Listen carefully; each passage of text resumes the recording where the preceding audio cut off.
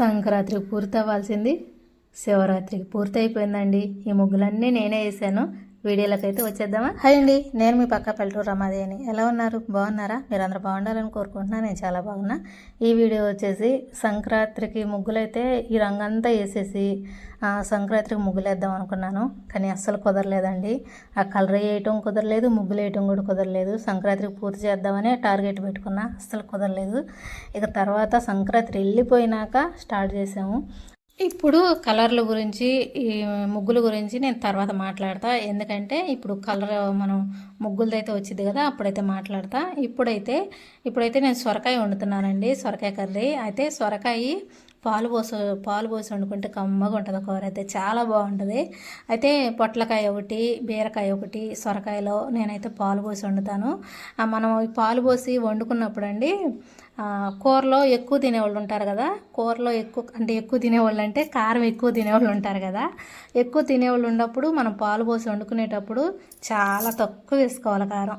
చాలా తక్కువ వేసుకుంటేనే అప్పుడు మనకి కూర కమ్మదనం అనేది మన నోటికి అంత టేస్ట్ ఉండిద్ది అనమాట. మనం మామూలుగా ఎప్పుడులాగానే కనుక కారం కనుక ఎక్కువ వేసేసుకున్నాం అనుకోండి, ఆ కమ్మదనం మనకు అర్థం కాదు. అంటే తెలియని వాళ్ళు ఉంటారు కదా, అందుకని చెప్తున్నానండి. నేనైతే మా ఇంట్లో నేను అలానే చేస్తాను. మేము కారం బాగా తింటాము, అందుకనే పాలు పోసినప్పుడు కొంచెం తక్కువ వేసుకొని వండుకుంటూ ఉంటానండి. మా ఇంట్లో నేను ఎలా కూరలు చేస్తున్నాను అనేది మీతో షేర్ చేసుకుంటున్నాను. ఇప్పుడు కూర అంతా అయిపోయినాక కారం వేసుకొని, ఇక నేను తర్వాత మగ్గినాక పాలు పోసుకొని కొంచెం ఉడకనెత్తున్నాను. ఇలాగా పాలు పోసుకొని సొరకాయ కూర వండుకుంటే, సొరకాయలో కూడా అండి చాలా రకాలు వండుకోవచ్చు. సొరకాయ టమాటా వండుతారు, సొరకాయ పప్పు వండుతారు, సొరకాయ మసాలా వండుతారు, సొరకాయతో పులుసు పెడతారు, ఇలా రకరకాలుగా వండుతారు. సొరకాయతో గారెలు చేస్తారు, చాలా రకాలు చేస్తారండి. సొరకాయలతో కూడా సొరకాయ తింటే చాలా మంచిదని కూడా అంటారు. ఇక నేనైతే మా ఇంట్లో సొరకాయ పాలు పోసి అయితే వండుతూ ఉంటాను ఎక్కువ. ఎందుకంటే సొరకాయ పాలు పోసి వండినప్పుడు కొంచెం కూర దగ్గరగా బాగుంటుంది లేత సొరకాయతో వండితే. అప్పుడు నాకేంటంటే ఇంట్లో టిఫిన్ కింద 2 రకాలుగా పనిచేసిద్ది అనమాట. అటు అన్నానికి ఇటు టిఫిన్కి ఒకే కూర సరిపోయిద్ది. చపాతీ చేసాను అనుకోండి, చక్కగా సరిపోయిద్ది అనమాట. ఈ కూర వండి చపాతీ చేశానండి పొద్దున పూట, టిఫిన్ కింద ఆ చపాతీ సొరకాయ కూర టిఫిన్కి అయిపోయిద్ది. ఇక మధ్యాహ్నం కూడా ఇదే కూర అన్నంలో కూడా సరిపోయిద్ది మాకు. అలాగా నేను చూసుకొని చేసుకుంటూ ఉంటాను. ఇలా మాకు సేల్ కూడా అయిద్ది అనమాట కూర బాగా. సొరకాయ కూర ఎక్కువగా ఇష్టంగా తినరండి, అందుకని నేనేం చేస్తానంటే సొరకాయ వండుదాం అనుకున్న రోజు పొద్దున పూట మడికి చపాతీ చేయడానికే చాలా వరకు ట్రై చేస్తూ ఉంటాను. అలాగే చపాతీ చేసుకొని తిన్నామంటే మధ్యాహ్నం మళ్ళీ ఈ కూర వేసుకొని తిన్నామంటే కూర ఆ రోజుకి అయిపోయిద్ది అనమాట. అదే కనుక ఇక చపాతీ చేయకుండా 2 పూటలకి ఇదే అంటే అంతగా అవ్వదు. అందుకని చెప్పి అలా చేస్తూ ఉంటాను, సేల్ చేస్తాను ఎలాగలాగా. ఇంట్లో వాళ్ళు తింటమే కదా కావాల్సింది మనకి, అందుకని చెప్పి. ఇక పొద్దున పూట అయితే కూర వండేసి పొద్దున పూట చపాతీ చేశానండి. చేసినాక చపాతీలు వేసుకొని సొరకాయ పాలు పోసిన కూరతో తినేసాము. ఇక మధ్యాహ్నం అన్నం కూర వండే పని లేదు కదా, కాకరకాయ కారం అయితే ఉంది అంతకు ముందుదే. అందుకని ఇక కాకరకాయ కారం అన్నం పెట్టుకొని మధ్యాహ్నం అయితే భోజనం అయితే చేసేసాము. భోజనం అది అయినాకండి మధ్యాహ్నం 3 నుంచి ఇక ముగ్గులు అనేది స్టార్ట్ చేశాను. ఈ ముగ్గులు వచ్చి నాకు 4 రోజులు పట్టిందండి. 4 రోజులు మీకు చూపెడతాను ఇక్కడ. నేను ఈ ముగ్గులు వేసే ముందండి ఇది మొత్తం శుభ్రంగా కలర్ అయితే వేసేసాము. కలర్ వేసినాక 4 రోజులకి మీకు ఇక్కడ నేను వీడియో చూపెడుతున్నా. 4 రోజులకి చక్కగా ఆరిపోయినాక మళ్ళీ శుభ్రంగా మనం తుడిసే కర్ర ఉంటుంది కదండి, ఆ కర్ర పెట్టి శుభ్రంగా తుడిసాను అనమాట ముగ్గులు వేయటం కోసం. ఈ శుభ్రంగా తుడిసి ఆరినాక అప్పుడు ముగ్గులు స్టార్ట్ చేశాను. నాకు ఈ ముగ్గులన్నీ వేయటానికి నాకు 4 రోజులు టైం పట్టిందండి, చాలా టైం పట్టింది. ఎందుకంటే ముందు చాప్లేస్ పెట్టి గీసుకోవాలి, తర్వాత కలర్స్ వేయాలి, చాలా టైం పట్టింది నాకైతే. ఇక అందుకని నేను అక్కడ కొంచెమే నేను తీసానండి. ఇక ఇప్పుడు వచ్చేసి మా ఇంటి ముందు వేసిన కలర్ చాలామందికి, ఈ రెడ్ కలర్ అనేది చాలామందికి ఇష్టపడ్డారనమాట. నా వీడియోలు చూసి కలర్ ఏం ఆడారు ఏంటిదని చాలామంది అడిగిన వాళ్ళు కూడా ఉన్నారు.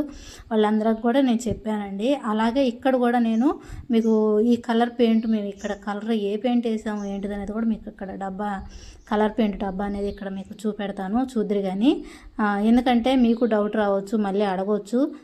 మీరు అడిగి అంటే వీడియో చూసి నేను అడిగి మీకు రిప్లై ఇచ్చే కన్నా ఇలా నేను ఈ పెయింట్ వేసానని చెప్పి ఇక్కడ డబ్బా పెట్టానంటే డబ్బా ఆ కంపెనీ అది గుర్తు పెట్టానంటే మీకు అర్థమైపోయింది, అందుకని చెప్పి చెప్తున్నాను. ఇప్పుడు వచ్చేసి చాప్లీస్ పెట్టేదండి. ఇవ్వండి ఇలా గీసుకున్నాను. ముందు మొత్తం మెలికల ముగ్గులే. మెలికల ముగ్గులు అంటే చాలా ఇష్టం అండి నాకు. మెలికల ముగ్గులు వేసుకోవాలన్నా, ఇంటి ముందు వేయాలన్నా, ఇట్లా కలర్స్గా వేయాలంటే నాకు చాలా ఇష్టం. డిజైన్ల కన్నా నాకు మెలికల ముగ్గులు అని చుక్కల ముగ్గులు బాగా ఇష్టంగా వేస్తాను. కానీ డిజైన్స్ అనేసరికి నాకు అస్సలు రావు, నా మైండ్లోకి కూడా రావన్నమాట. డిజైన్లు గీద్దామన్నా నా మైండ్లోకి రావు. అదే కనుక మెలికల ముగ్గులన్నా, మళ్ళీ చుక్కలు ఎన్ని చుక్కలైనా సరే చుక్కలు పెట్టి ముగ్గేయమన్నా వేస్తాను. కానీ నాకు డిజైన్లు వేయాలంటే నా వల్ల కాదండి. మళ్ళీ చుక్కల ముగ్గులు కాను వీటికి చాలా తేడా ఉండిద్ది. చుక్కల ముగ్గులు ఏటికి అందం, దేని అందం దానికే ఉంటుందిలేండి. కానీ మెలికల ముగ్గులు ఇంకా బాగుంటాయి, చాలా బాగుంటాయి. మనం వేసేదాన్ని బట్టి ముగ్గు కూడా అందం వస్తూ ఉంటుంది. అలాగా నేను ఇక ఈ చుక్కలు అయితే పెట్టి మెలికల ముగ్గు అయితే వేస్తున్నాను. చుట్టూరు బోర్డర్ కూడా మెలికలు వేసేసాను. మెలికలు వేసేసి అటు ఇటు మళ్ళీ పక్క సైడ్లు మడికి పువ్వుల్లాగా వేసుకున్నానండి. ముగ్గు అయితే సింపుల్గా బాగుంది, నచ్చిందండి నాకు. మీకు ఎలా ఉందో ఏంటిదో కూడా చెప్పేయండి నాకు. ఇప్పుడైతే చాప్లీస్ పెట్టి ఇది మొత్తం గీసేసాను. గీసేసినాక ఇప్పుడు పెయింటింగ్తో ఇక మొదలు పెట్టాలన్నమాట ముగ్గు. ఇది వేసేసరికి నాకు 2 రోజులు పట్టిందండి నిజంగా చెప్పాలంటే. అంటే చుట్టూరు మెలకు వచ్చేసి ఇప్పుడు మీకు నేను మధ్యలో కూర్చొని ఉన్నాను కదా, ఈ చుట్టూరు మెలకు ఉంది కదండి, మొత్తం తులసమ్మ దగ్గర కానీ చుట్టూరు మెలక కానీ అది 1 రోజు పట్టిందనమాట. మళ్ళీ ఇటు పొయ్యి దగ్గర ఈ మెట్ల మీద బయట ఎల్లో కలర్గా పూసింది, అది మొత్తం 1 రోజు పట్టింది. తర్వాత ఇక్కడ ముగ్గేయటానికి 1 రోజు పట్టింది. మళ్ళీ చుట్టూరు గీసి ఇవన్నీ వేయటానికి 1 రోజు పట్టింది. అంటే ఇంట్లో పని అంతా పూర్తయినాక అప్పుడు కూర్చొని వేసేదాన్ని. ఇటు నీడ వచ్చింది, కొంచెం చల్లబడ్డాక వేసేదాన్ని. మరి అంటే ఎండాలటప్పుడు అయితే మరి పెయింటింగ్ ఆ వేడి మీద అయితే లెగ్స్ వచ్చేసిద్దేమోనని కొంచెం చల్లబడ్డాక ఇటు మాకు నీడ వచ్చిద్ది. ఆ నీడ వచ్చినాక చూసుకొని అప్పుడు చాప్లీస్ పెట్టి గీసుకొని అప్పుడు వేసేదాన్నండి. చాలా బాగా వచ్చింది ముగ్గు అయితే, సింపుల్గా బాగా అనిపించింది. మెట్ల మీద కూడా అంతకుముందు వేసిందానండి మెట్ల మీద, కాకపోతే మొత్తం పోతే అది మొత్తం మళ్ళీ వేసాను. పైన ఎల్లో కలర్ రాసి ఇక నేను మొత్తం బొట్లు పెట్టేసుకున్నాను. నేను ఈ ముగ్గులన్నీ కూడా అండి సంక్రాంతికి పూర్తి చేసి చక్కగా వేసుకుందాము, ఇంటి ముందు సంక్రాంతి రోజుకు బాగుంటుంది అనుకున్నా. కాకపోతే మనం అనుకునేది జరుగుతాయి అండి, కాదు మనం అనుకునేది ఒకటి జరిగేది ఒకటి. మహాశివరాత్రికి అయితే పూర్తి చేశానండి. మా ఇంటి ముందు ముగ్గులు అయితే చక్కగా పూర్తి చేశాను. శివరాత్రి రోజు మా ఇల్లు అయితే చూడటానికి ముచ్చటగా అనిపించింది. అంటే ఈ రోజుల్లో కూడా అనిపించిద్దిలేండి. కాకపోతే ఇప్పుడు ఏంటంటే మళ్ళీ ఇప్పుడు నేను ఈ పెయింటింగ్ వేసి ముగ్గులు వేసినాక మాకు సంక్రాంతి పోయినాక ఇప్పుడు శివరాత్రి కదా, అందుకని చెబుతున్నా. శివరాత్రి కూడా మాకు పెద్ద పండుగ అనమాట మా ఇంట్లో.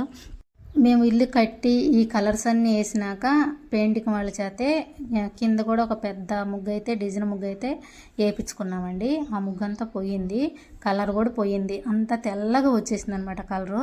అందుకని చెప్పి మళ్ళీ మేము కలర్ అయితే వేసుకున్నాం. కలర్ వేసి ఇక నేనే ముగ్గులు వేసుకున్నాను. ఇలాగా పెయింటింగ్ వేసే వాళ్ళతో వేపిస్తే బాగుండేది కదా అన్నారు. ఇక నేనే వేసుకుందాంలే అని చెప్పి, నాకు మెలకల ముగ్గులు అంటే కూడా ఇష్టం అండి. అందుకని చెప్పి నేనే వేసుకుందాంలే, ఈసారి చూద్దాము ఎలా వస్తాయో, నిదానంగా చూసి వేసుకుందామని చెప్పి ట్రై చేశాను. ముగ్గులు అయితే చాలా బాగా వచ్చినాయి. చూసిన వాళ్ళు కూడా చాలా బాగున్నాయి అన్నారు ముగ్గులు. ఇక అందుకని మన ప్రయత్నం మనం చేసామనుకోండి, అది అటా ఇటా అనేది తెలిసిద్ది. ప్రయత్నం చేయకుండానే మనకు రాదని కూర్చుంటే కుదరదు కదా. ప్రయత్నం చేస్తేనే కదా ఏదైనా మనం చేయగలమా చేయలేమా అనేది తెలిసేది. పెద్ద గేటు ముందు కూడా ఎల్లో కలర్ పూసి అది ఆరినాక 2-3 రోజులు ఆరినాక మళ్ళీ తెల్ల పెయింట్ ఉంటుంది కదండి, తెల్ల పెయింటు ఎర్ర పెయింటుతో చక్కగా బొట్లు అయితే పెట్టాను.